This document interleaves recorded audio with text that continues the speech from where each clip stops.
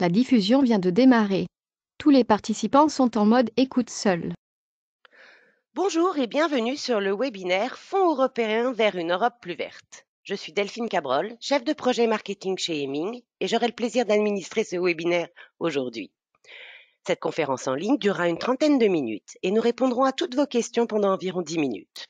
J'en profite pour vous indiquer que vous pouvez poser toutes les questions que vous souhaitez par l'intermédiaire du module questions qui se situe en bas à droite de votre écran. De plus, la présentation de nos experts vous sera envoyée par email à la suite du webinaire. J'ai maintenant le plaisir de vous présenter nos deux intervenantes du jour. Myriam Portière, consultante expert en financement de l'innovation chez Heming. Bonjour Myriam. Bonjour Delphine, bonjour à tous. Puis Emma Valère, principale chez Heming. Bonjour Emma. Bonjour Delphine et tout le monde.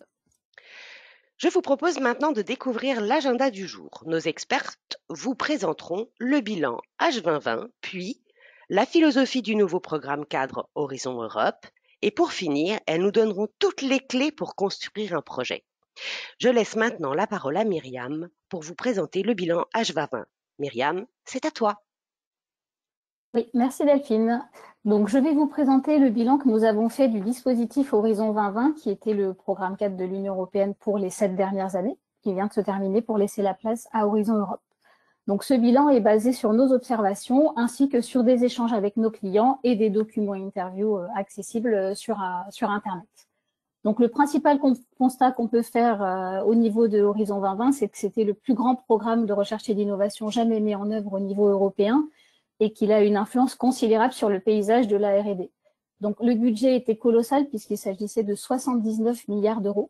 Et un autre point très positif de ce bilan, c'est que la Commission européenne a fait des gros efforts de simplification, notamment au niveau administratif, pour essayer d'encourager les gens à participer. Le principal constat négatif, on va dire, c'est que le taux de réussite est assez faible puisqu'il est de 12% alors qu'il était de 20% pour son prédécesseur, le 7e programme cadre. Et les fonds disponibles ne représentent que la moitié, voire moins, du financement qui serait nécessaire pour financer les propositions de projets les mieux classées, qui sont classées, enfin, qui mériteraient de recevoir un financement d'après leurs notes et les solutions proposées, ce qui est dommage. Donc, basé sur ce bilan, nous avons fait 3 constats principaux pour pour orienter Horizon Europe et nous, notre réflexion, c'est de se dire comment est-ce qu'on pourrait augmenter les impacts d'Horizon Europe en se basant sur les constats qu'on a fait dans Horizon 2020. Donc, un premier point important, ce serait d'impliquer tous les acteurs. En effet, c'est important d'encourager tous les acteurs européens qui font de l'innovation et qui auraient des solutions pertinentes pour aider l'Europe à atteindre ses objectifs, de participer à ce programme, qui est très structurant. Malheureusement, obtenir des subventions peut sembler de plus en plus difficile et donc ça peut décourager des gens. Donc, un des points importants, ce serait d'essayer d'augmenter le taux de réussite pour encourager la participation. Un deuxième point, c'est de donner confiance. Donc, c'est vrai que l'objectif du programme, c'est d'attirer un large éventail d'organisations, puisque le programme a un objectif de ce qu'on appelle des newcomers, donc des gens qui n'ont jamais participé et qui rentreraient dans le programme. Et pour pouvoir continuer à attirer ceux qui sont déjà et attirer ceux qui n'y sont pas encore, c'est important que les gens aient confiance dans le programme, confiance dans l'objectif fixé, dans la manière de l'atteindre, et aussi dans le fait que si on dépose un bon projet, il a ses chances d'être financé. On en revient au point que avoir de l'argent pour financer tous les bons projets serait un point très, très intéressant pour le programme. Et le troisième point dans ce constat, c'est également considérer et engager. Donc, c'est vrai que chaque groupe d'acteurs doit être convaincu que ses défis et ses besoins ont été pris en considération dans la philosophie et le design du programme pour s'impliquer et apporter leur pierre à l'édifice de l'atteinte des objectifs mondiaux. Donc, ça comprend à la fois les entreprises, les organisations à vocation scientifique qui, elles, attendent le financement plutôt de projets de recherche, les entités qui travaillent dans des domaines liés aux objectifs de l'Europe, comme par exemple la biotechnologie, qui attendent de voir leurs thématiques soutenues, car elles sont fondamentales pour que l'Europe puisse atteindre ses objectifs globaux. Donc, un autre point important soulevé par nos clients, c'est aussi qu'un programme de recherche devrait ouvrir la voie à de futures réglementations. Car la législation, c'est un facteur clé pour insister au changement et pour on va dire, pour encourager l'engagement. Donc, après ce constat d'impliquer tous les acteurs, notre deuxième constat, c'est que pour un monde meilleur, il faudrait mener une réflexion long terme afin également de préparer la prochaine génération de chercheurs. Donc, un point important, c'est impacter. On sait que l'accent sur les impacts est de plus en plus fort puisque l'impact est un des 3 critères d'évaluation des projets soumis dans Horizon 2020 et le sera également dans Horizon Europe. Et on voit que dans les actions, par exemple Green Deal, qui ont été proposées il y a pas longtemps, ce début d'année, il y avait presque 80% des actions qui allaient vers du budget qui allait vers des actions à haut niveau de maturité technologique en espérant un impact vraiment très fort. Un deuxième point, c'est de ne pas léser la recherche fondamentale. Parce que même s'il est important que l'industrie s'engage dans la recherche pour s'assurer que les résultats seront exploités, ça peut donner l'impression aux universitaires que les activités de recherche amont sont moins importantes et même sous-financées. Ce point associé au faible taux de succès du pilier 1 qui a pour vocation de financer les activités d'excellence scientifique plutôt de recherche fondamentale, cela donne le sentiment à certaines entités académiques qu'il faudrait accorder plus de place et plus de fonds aux progrès scientifiques qui peuvent avoir un impact à long terme et important sur des activités avec différents niveaux de maturité. Donc, nos clients nous ont fait ressortir que pour eux, il y avait un besoin d'augmenter la subvention dédiée à la recherche fondamentale. Et le troisième point, c'est l'importance de former et d'engager. On voit que les jeunes générations sont sensibilisées aux problématiques environnementales dès leur plus jeune âge. Les jeunes ont globalement envie de s'y investir et d'avoir un travail qui ait du sens. Pour cela, on a besoin aussi d'une nouvelle génération de chercheurs qui soit engagée et il faut qu'on se donne les moyens de former cette nouvelle génération de chercheurs. Or, le pourcentage qui est de financement consacré à la formation des jeunes chercheurs dans Horizon 2020 n'était pas si important que ça. Donc, un point important, c'est pour Horizon Europe, c'est de permettre à la prochaine génération de chercheurs d'étudier, de développer et de fournir des solutions qui aideront à atteindre les objectifs du Pacte vert pour l'Europe. D'ailleurs, Emma, peux-tu nous en dire un peu plus sur le Pacte vert pour l'Europe? Oui, bien sûr. Le Pacte vert de l'Europe est vraiment un pacte pour transformer l'économie de l'Union européenne vers un avenir durable. Le développement durable est un enjeu très clé pour les citoyens européens. Comme vous pouvez voir, 93% des Européens considèrent vraiment que le changement climatique est un grave problème et presque autant ont déjà pris des mesures pour lutter contre le changement climatique, ce qui est évidemment qui montre l'engagement des citoyens et l'intérêt des citoyens pour de tels thèmes. Donc, quels sont les objectifs qui se cachent là derrière? Bien évidemment que l'Union européenne deviendra une entité neutre en climat d'ici 2050, ce qui est évidemment un objectif très, très, très, très fort. L'objectif au sein de ça, c'est évidemment de protéger la vie humaine, des animaux, les plantes en réduisant la pollution d'un côté, mais aussi d'aider les entreprises à devenir des acteurs de premier plan au niveau mondial dans le domaine des produits et des technologies propres. Et le troisième volet, qui est non les moindres, c'est vraiment de contribuer à assurer une transition juste et inclusive. Donc, ça permettre l'ensemble des pays membres d'atteindre ces objectifs. Donc, quels sont les champs d'action de ce programme? On peut le réduire à peu près 7 différentes actions. Une première action est vraiment au niveau de fournir une énergie propre, abordable et sûre pour tout le monde. Ensuite, mobiliser l'industrie pour une économie propre et circulaire. Permettre également une construction et une rénovation économe en énergie et en ressources, par exemple. La notion de zéro pollution pour l'environnement sans substances toxiques, par exemple. Aussi, travailler sur la biodiversité en la préservant et rétablissant également les écosystèmes.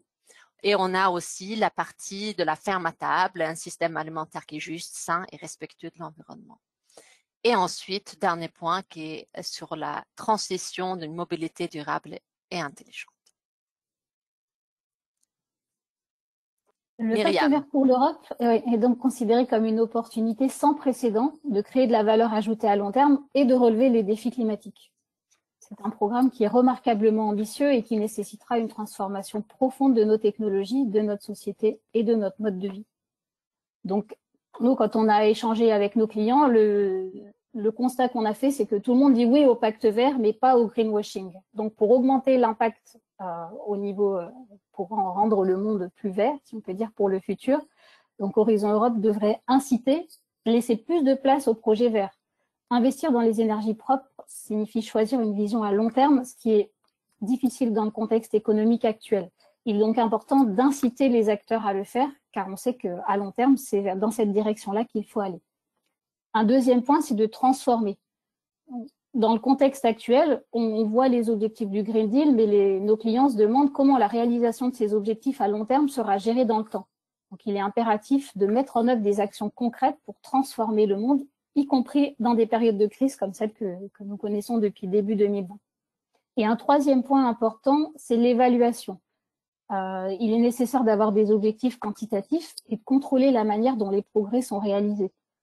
Ce changement de paradigme a été amorcé dans un récent appel à projet qui s'appelle l'Innovation Fund, où une partie du financement devra être restituée en cas de non-atteinte d'un certain pourcentage des objectifs. Ça peut être un modèle pour la suite pour des projets qui sont, comme ceux de l'Innovation Fund, très tournés vers l'industrie et vers l'application. Donc après ce bilan de Horizon 2020 et cette présentation de nos constats sur comment augmenter l'impact d'Horizon Europe, nous allons vous en dire un peu plus sur le programme tel qu'il est, sa philosophie et ses attentes. Merci Myriam.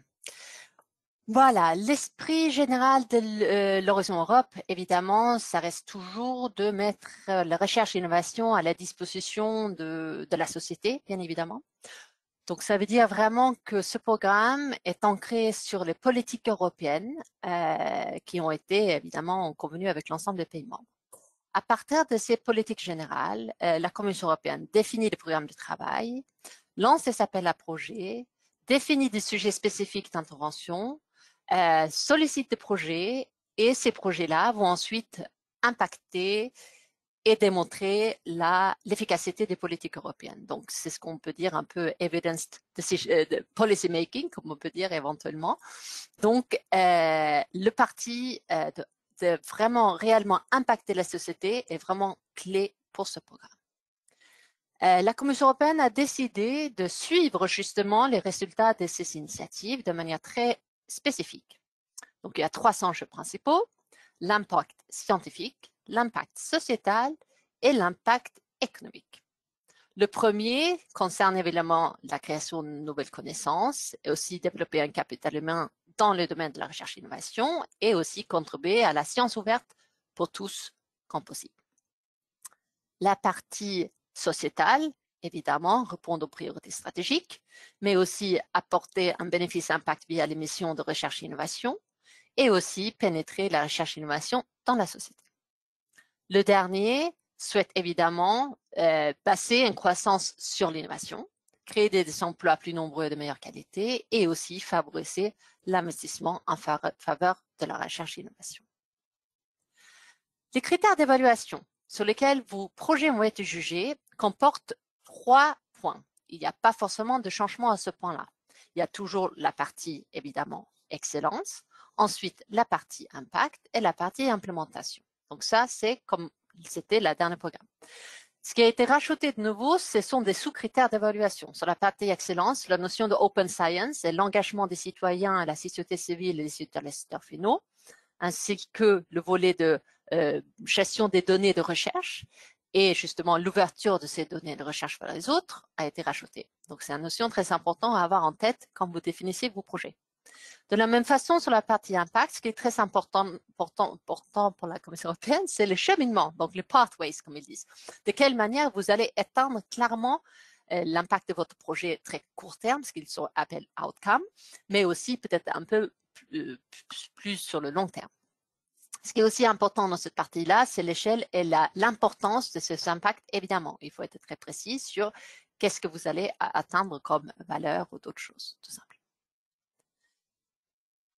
Les astuces et bonnes pratiques pour la construction d'un projet. Et oui, cela commence par l'identification d'un appel à projet ou topic auquel le projet va répondre. Donc Emma, peux-tu nous expliquer ce qu'est un topic et quel est le contexte de ce topic? Oui, merci Myriam. Ouais.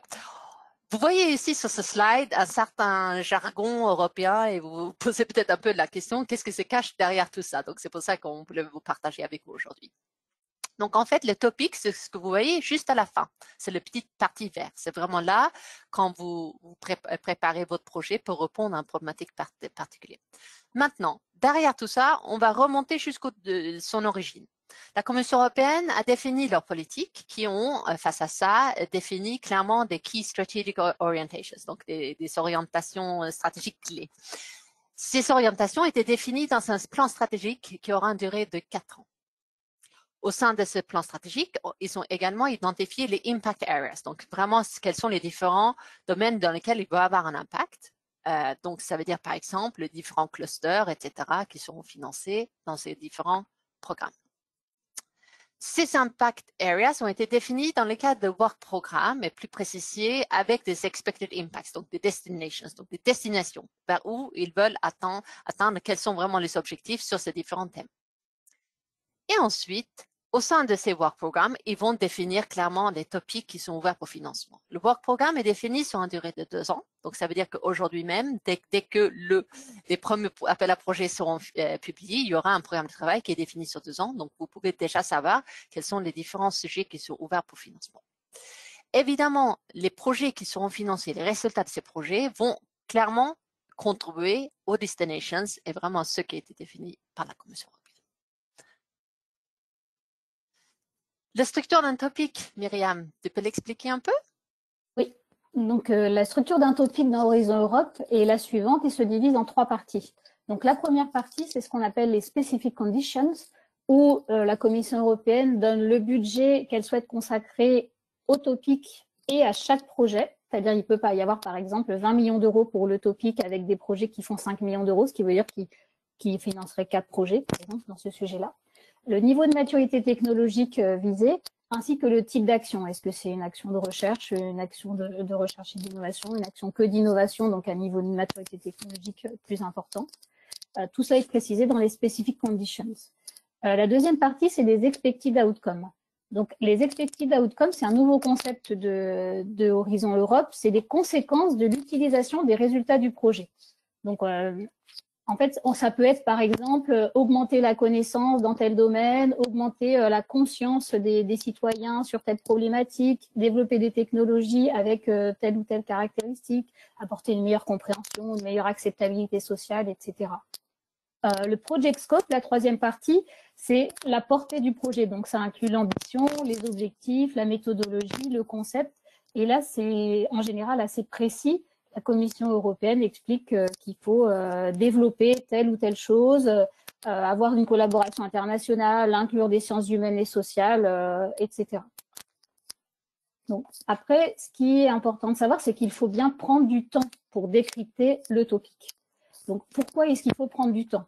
Étant donné la compétition et le temps nécessaire pour monter un projet gagnant, il est fondamental d'analyser son sujet, le sujet auquel on désire répondre, pour maximiser ses chances de construire un projet gagnant. Donc, ça a les avantages de permettre de designer son projet pour être dans la cible. Quand on lit un topic, on sait que chaque mot est obligatoire. Il y a pas, on ne peut pas se dire, ah, moi j'adresse la moitié et puis je suis globalement dans le scope. On sait que les projets concurrents adresseront tout, donc chaque mot est important. Si c'est N, c'est pas or, et donc il faut vraiment faire attention à tous les détails.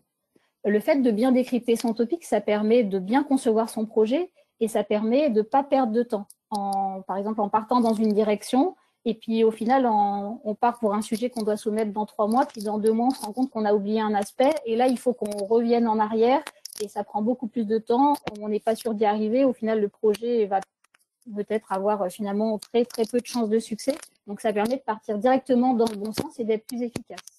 Ça permet aussi de pouvoir trouver les bons partenaires. Donc, si on s'y prend assez en amont, ça permet de démarcher des gens qui n'auront pas encore été mis dans un projet concurrent, par exemple, et aussi d'aller chercher des partenaires qui couvrent toutes les compétences nécessaires pour la réalisation du projet, qui ont déjà une expérience dans le domaine, qui ont déjà une expérience dans les projets européens. Et tous ces points mis ensemble permettent de gagner des points pour l'évaluation et donc d'augmenter les chances de succès du projet. Donc, pour définir les contours d'un projet et sa raison d'être, il faut répondre à 3 questions qui sont fondamentales. Le why, pourquoi, what, qu'est-ce qu'on va faire, et le how, donc comment. Donc, la première question à se poser, c'est pourquoi. Pourquoi est-ce que l'Europe financerait mon projet? Comme l'a dit Emma, les topics s'inscrivent dans une logique beaucoup plus large dans le plan stratégique, notamment de l'Europe. Et donc, il est fondamental de s'assurer que son projet s'inscrit dans ses objectifs et qu'il aura des impacts qui peuvent être remarquables par rapport aux enjeux et aux attentes de la Commission européenne. Le what, c'est qu'est-ce qu'on va réaliser pour cela? Donc, il faut définir des objectifs ambitieux, s'interroger sur ce qui existe, quels sont les verrous, et démontrer un réel potentiel d'innovation par rapport à ce qui existe, montrer qu'on dépasse les verrous de l'état de l'art qu'on a identifiés et développer des technologies qui sont réplicables pour atteindre cet impact maximum dont on a parlé juste avant. Et le how, c'est se demander comment on va faire. Donc, quel est le niveau de maturité des activités qui est demandé? Est-ce que notre niveau de maturité est adapté? Construire également un partenariat avec ce qu'on appelle une chaîne de valeur, donc complète, avoir tous les partenaires qu'il faut pour atteindre les résultats du projet. Pas de passagers clandestins, si on peut dire ça comme ça, de gens qui sont là parce qu'ils sont amis avec quelqu'un d'autre et qui n'apportent rien au projet, entre guillemets. Donc, avoir des compétences qui soient complémentaires, avoir une forte expérience. Et quand on a tout ça, on a déjà les bases d'un bon projet. Mais tout ça ne suffit pas. Donc, Emma va vous en dire plus sur les autres attentes des projets pour avoir un projet gagnant à Horizon Europe. Merci Myriam. Oui, parce qu'effectivement, là, on vous a clairement incité de vraiment décortiquer, regarder chaque mot compte, etc. Et ça, c'est évidemment très important. Donc, ça veut dire que votre concept de projet doit vraiment parfaitement répondre au sujet visé, que ce soit sur le product outcomes ou que ce soit sur le scope. Maintenant, il ne faut pas oublier quand même leurs autres attentes. Donc, la nouveauté un peu par rapport au ancien programme, c'est vraiment qu'ils veulent des chemins concrets et clairs pour atteindre les résultats et les impacts attendus de votre projet. Donc ça, il faut aussi vous prendre en compte un peu en surcouche sur votre réflexion, de dire, voilà, est-ce qu'on intègre vraiment l'ensemble des chaînes de valeur? Est-ce qu'il faut plusieurs, entre guillemets, voies de valeur, enfin plusieurs types d'utilisation? Est-ce qu'on est vraiment capable d'emmener rapidement un impact remarquable, parce que la Commission européenne ne finance pas des projets business as usual. Il faut vraiment que ce soit des projets qui sont outstanding, donc vraiment d'un certain ampleur, un certain niveau d'ampleur et un certain niveau de nouveauté, etc. Ensuite, il ne faut pas oublier non plus le challenge non technologique pour faciliter l'exploitation et l'utilisation. Encore une fois, la Commission européenne, au sein des clusters industriels notamment, ne finance pas uniquement les projets pour la beauté de la recherche et l'innovation, mais vraiment pour que ce soit utilisé, déployé, accepté, etc. Donc, c'est pour ça que c'est extrêmement important que vous réfléchissiez aussi, quand vous définissez votre concept projet, quels sont les challenges non technologiques sur lesquels on va devoir faire face pour pouvoir faire en sorte que nos résultats soient utilisés, acceptés par celui qui va s'en servir, que ce soit des industriels, un secteur, que ce soit les citoyens, peu importe, réfléchissez bien à intégrer peut-être aussi des actions de recherche clairement sur ce sujet pour les inclure au plus tôt dans votre développement pour faire en sorte que les résultats soient le plus acceptés que possible et largement utilisés. L'autre partie qui est partager de la connaissance des outils au plus vite, au plus tôt, de manière aussi large que possible. Donc, les connaissances des outils de recherche, bien évidemment. Donc, ça, c'est le open science est très important. Donc, de la même façon, dans notre concept, est-ce que vous pouvez aussi mettre en lumière de quelle manière vous allez contribuer à ces actions-là? Et donc, c'est-à-dire que, voilà, est-ce qu'on peut faire une plateforme de partage de données ou publication, voilà, des communs, mais d'autres choses également. Voilà. Et au niveau de la gestion des données de recherche, bien évidemment, il ne faut pas non plus oublier que c'est très important de pouvoir peut-être faciliter une réutilisation de vos données. Donc, ça, de la même façon, quand vous définissez le concept, le contenu de votre projet sur cette partie-là, essayez aussi de réfléchir large, faire en sorte que ce soit utile pour également d'autres domaines. Et ça aussi, vous pouvez les valoriser dans votre partie impact du projet. Donc, ce qu'on voulait partager avec vous maintenant, c'est les facteurs de clé du succès qu'on a un peu essayé de résumer de notre côté. Donc, oui, Myriam. Nous avons identifié 5 facteurs clés de succès principaux. Donc, le premier, c'est la pertinence de l'idée et du concept. Comme on l'a dit, en particulier vis-à-vis de l'appel à projet du sujet, c'est très important que le concept adresse tous les mots demandés et tous les aspects demandés par l'appel à projet. Idéalement, c'est bien de déposer un projet qui est complémentaire à des projets déjà financés. Il faut toujours regarder quand on veut déposer un projet, les projets qui ont déjà été financés, car l'Europe ne financera pas quelque chose qui a déjà obtenu un grant. Et un point important, c'est qu'il est important de positionner le projet avant de commencer à l'écrire, puisque la maturation du projet, le fait de construire un projet gagnant, c'est 50% du travail par rapport à l'écriture. Si on a bien positionné son projet, qu'on sait bien ce qu'on va faire, c'est beaucoup plus facile d'écrire après. Et c'est beaucoup plus difficile de faire machine arrière quand on a commencé la rédaction et qu'on se rend compte que finalement, on voudrait changer de concept. Donc, ça vaut le coup de prendre le temps de finaliser son concept avant de commencer à écrire. Le deuxième facteur clé de succès, c'est la qualité et l'excellence du projet, pas seulement scientifique, comme l'a dit Emma, et l'ambition. Donc, quand on écrit, faut penser à l'importance de la première impression, donc soigner l'abstract des premières pages, utiliser la technique de storytelling et avoir un concept qui soit très clair, avoir ce qu'on appelle un schéma de concept, donc concept in a nutshell, où l'évaluateur peut comprendre le projet en regardant ce schéma. Il est important de faire attention à la présentation, donc d'écrire de manière claire, pertinente, spécifique, et de démontrer ce qu'on écrit. C'est-à-dire de ne pas juste affirmer, dire moi je vais diminuer les émissions de gaz à effet de serre de 50% par rapport à ce qui existe. Tout le monde peut dire ça. Par contre, il faut expliquer des hypothèses et démontrer qu'avec ce qu'on va développer, on va pouvoir y arriver. Le troisième facteur clé de succès, c'est la qualité, l'excellence et l'expérience du consortium. Donc, il faut montrer que son consortium a une expérience dans l'état de l'art, il est constitué des acteurs qui sont les plus pertinents pour atteindre les objectifs du projet, que ces acteurs ont une bonne réputation, sont connus dans leur domaine, qui sont complémentaires, idéalement qu'ils ont participé à des projets passés, et il faut démontrer leur capacité opérationnelle, donc notamment en donnant le CV des personnes clés, en décrivant les infrastructures clés s'il y en a besoin pour atteindre les objectifs du projet. Merci Myriam. Donc si on passe maintenant aux deux dernières recommandations, l'impact du projet, comme vous avez pu voir, à différents niveaux est évidemment très important. Vous vous rappelez au début, on a parlé de l'impact scientifique, politique, social et industriel, par exemple. Renforcer le leadership européen sur un point de vue scientifique, technique et recherche est évidemment très important, et d'autant plus dans certains domaines clés où on a vraiment besoin d'avoir même une souveraineté, on peut dire, sur certains enjeux. Les nouvelles technologies pour résoudre des challenges sociétaux, évidemment, c'est également très important pour l'Europe, et contribuer au roadmap européen en ce qui concerne des roadmaps plus industriels pour renforcer notre économie européenne est évidemment très important.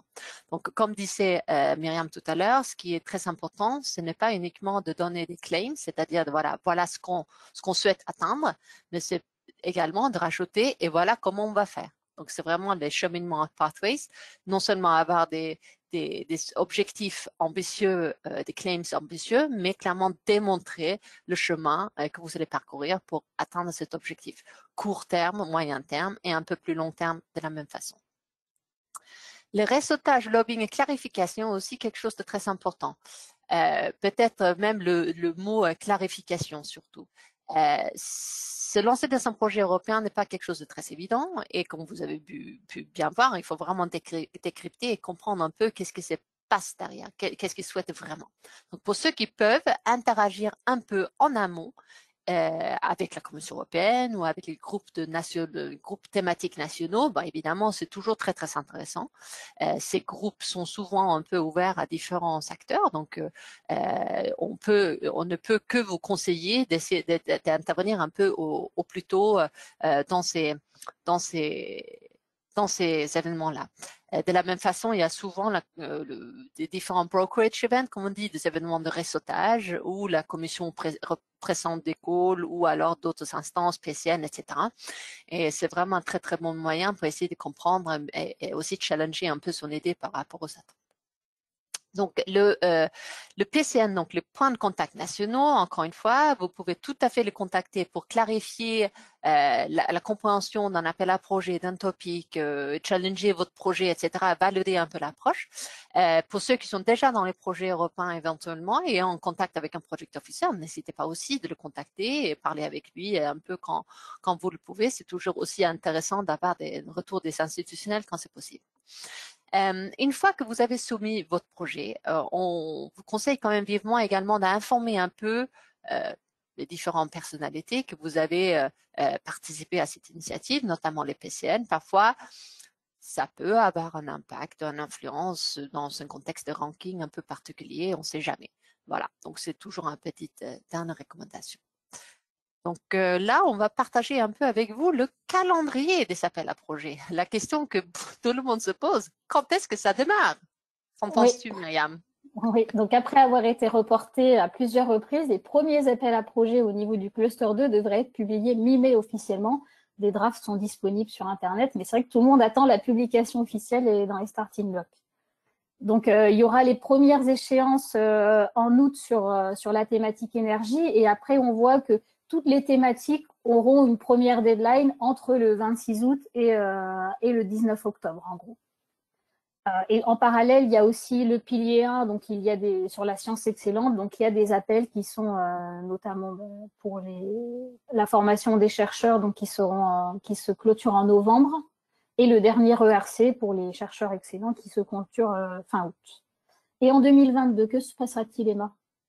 La deuxième vague arrive très rapidement et de manière positive, on parle cette fois-ci.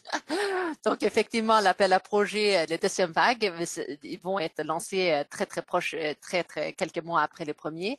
Et les premières échéances seront déjà début janvier pour certaines parties de l'énergie, par exemple, et vont durer jusqu'au mois d'avril pour le thématique santé, par exemple. Et il y a même quelques thématiques qui ont annoncé des échéances, peut-être éventuellement sur septembre, vous voyez, et même tout au début de l'année prochaine. Donc, c'est que, en fait, la partie énergie et espace. Mais donc, ça veut dire qu'il y a une grosse deuxième vague déjà entre janvier et avril sur lequel il faut se mobiliser. Donc, ça veut dire que le rôle est là, il faut seulement aller sur la route, quoi. Delphine. Merci beaucoup Emma et Myriam pour la présentation. Vous retrouverez toutes les informations que vous avez eues à disposition dans le livre blanc que Heming vient de sortir. C'est un livre blanc sur les subventions européennes qui a pour titre Pacte vert et financement européen, comment répondre aux défis environnementaux. Il a été écrit en français et également en anglais. Je crois que nous allons pouvoir passer à la partie questions. N'hésitez pas à poser toutes vos questions si vous le souhaitez. Emma, peut-être que tu peux passer la slide suivante, s'il te plaît. Yes, ma'am. Voilà, des questions. N'hésitez pas à poser vos questions dans la partie module questions qui se situe en bas à droite de votre écran. J'ai une première question qui vient de m'être posée et c'est une question qui est la suivante. Pouvez-vous préciser ce qu'est un pilar ou un pilier? Je pense que peut-être cette question peut s'adresser à Myriam. Oui, bien sûr. C'est vrai qu'on ne vous a pas exposé la structure du programme Horizon Europe qui est faite en 3 piliers plus un pilier transversal. Donc, ce qu'on appelle le premier pilier, c'est la science d'excellence. Donc, ça inclut des financements, ce qu'on appelle Marie Curie, donc de formation par la recherche, des financements pour les infrastructures de recherche et les financements du Conseil européen de la recherche pour les chercheurs d'exception. Le pilier 2, qui lui compte plus de 50% du budget global d'Horizon Europe, est intitulé Problématiques mondiales et compétitivité industrielle européenne et il est découpé en clusters. Donc les clusters sont santé, culture, créativité, société inclusive, la sécurité civile pour la société, il y a un cluster sur le numérique, l'industrie et l'espace, un cluster sur le climat, l'énergie, la mobilité et le dernier cluster est sur l'alimentation, la bioéconomie, les ressources naturelles, l'agriculture et l'environnement. Le troisième pilier, lui, s'appelle Europe plus innovante et il regroupe le Conseil européen de l'innovation, les écosystèmes européens d'innovation et l'Institut européen d'innovation et de technologie. Et à côté de ça, on a un pilier, ce qu'on appelle transversal, qui s'appelle élargir la participation et renforcer l'espace européen de la recherche. Donc nous, ce qu'on vous a présenté, c'est principalement, les dates notamment, c'est principalement le pilier 2, mais sachez qu'il y a aussi le pilier 1 et le pilier 3 qui existent dans Horizon Europe.